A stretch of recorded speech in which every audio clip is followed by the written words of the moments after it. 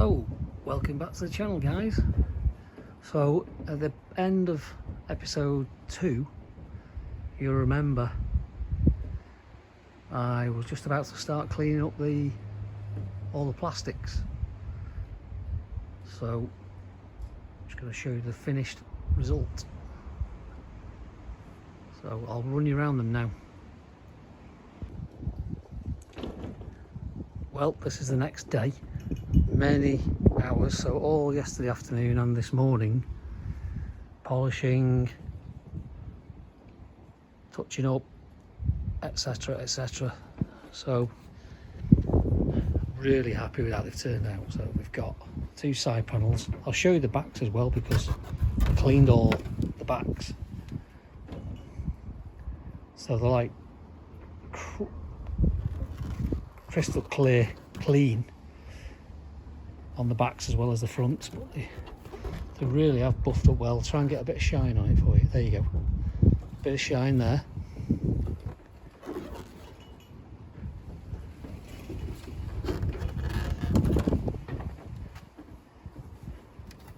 There's been a little bit of damage to them, but I mean, I'm so happy with these side panels. I'll zoom out a bit. There you go.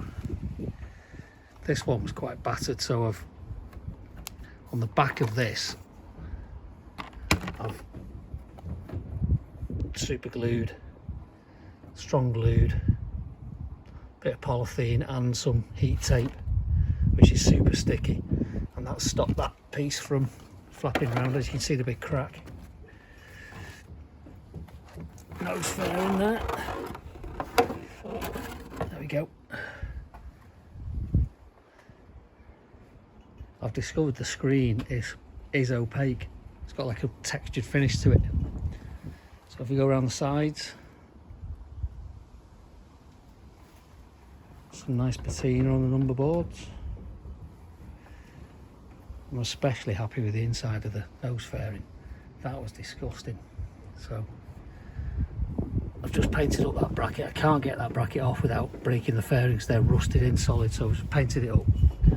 It'll still do the job. Just put a bigger washer in there. But inside there's mint now. Oh yeah, there's a little bit of a repair I've done on.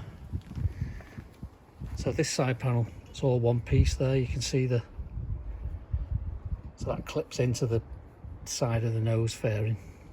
But this piece didn't have any plastic down the side, so I've super glued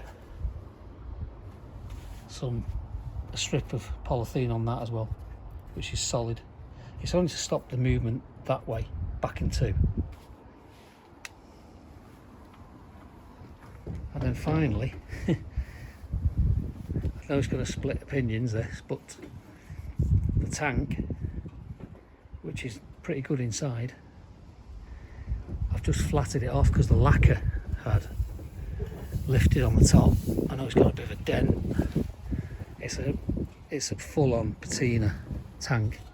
It was a bit rusty around these sides, so I've sprayed those in. So I'm just waiting for two red Honda decals, so new decals to go on there, which has been flatted off. And then I'm just going to clear coat the whole lot. So yeah, I know that's going to divide opinions, but that's what we want. Quite like it, to be honest. So next time you'll see this will be on the bike. I might show you the tank when I've put the decals on and painted it and clear coated it anyway. So, but apart from that, next time you'll see all this, it'll be on the bike.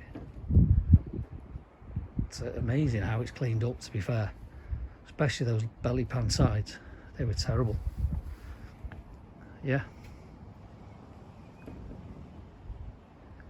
Give my shoulders a rest now. Well, I've had a nice morning out in the lovely sunshine, and I've been to collect the re-chromed fork stanchions. I have shown these before on previous bike builds, but for those of you watching the NSR build, this is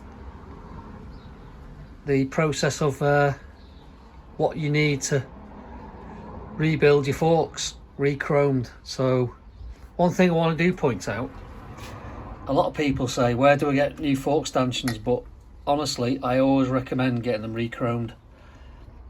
So, because the chrome is a lot thicker. I was talking to my man who does these, and he said 20,000th of an inch of chrome on them.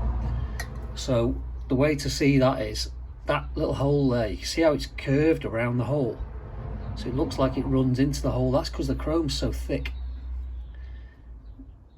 So if you buy the cheap Italian ones on eBay or whatever, I can't remember, the Polini or something like that, the chrome's only 2 thou thick.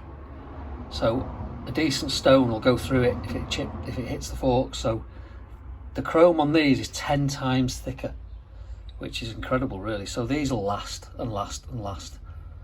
Not that they need to on an old 2-stroke which only gets ridden once in a blue moon, but if you're on a work bike, on a hack, and your forks need doing and you want to keep the bike, get them re-chromed.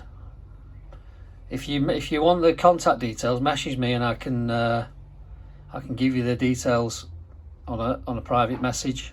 Just send me your email address or a text number. So yeah, we've got the fork legs which are re-chromed.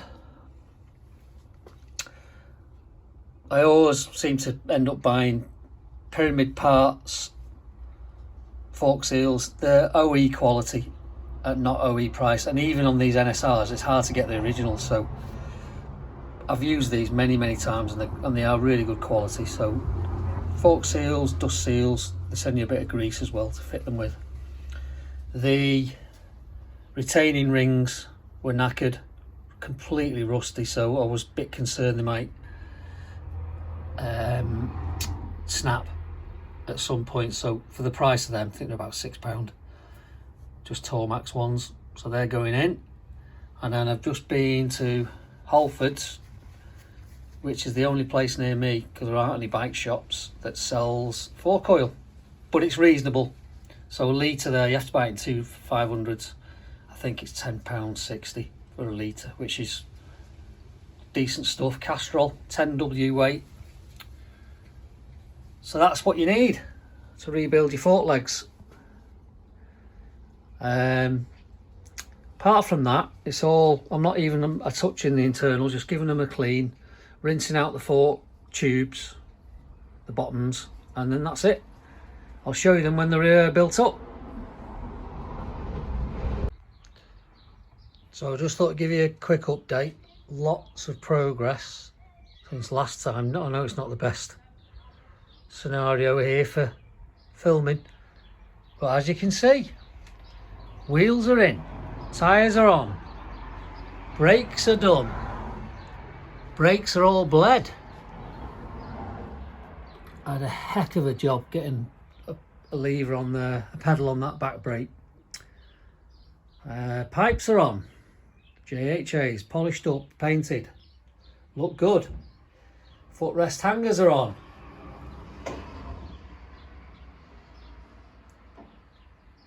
I think I might have shown you these already. So rear set levers for the passenger on, refurbished, a work of art. Great how they work, love it. What else? Airbox is in, kickstart's on there, all the screws replaced in the engine, re-zinced. Radiator's had a bit of a refurb, looks nice. The patina on the mudguard, I know, it's staying like that. Front calipers rebuilt, brand new, as I showed you. Pistons, stainless steel. Discs are done. They've been vapor blasted and lacquered. So that's bare metal and lacquered. It's my new method of doing discs. I know they should be black, but they look better and cleaner unmasked and painted. Pinch bolts. What else? Top fairings on. Wow, look at that. So I think I showed you these before, but oh, inside lovely and clean. and the sensational new fork legs in. It looks a different bike. I know I showed you the clocks, levers, my new method of olive drab green or dark green black zinking, whatever you want to call it. Got a nice throttle.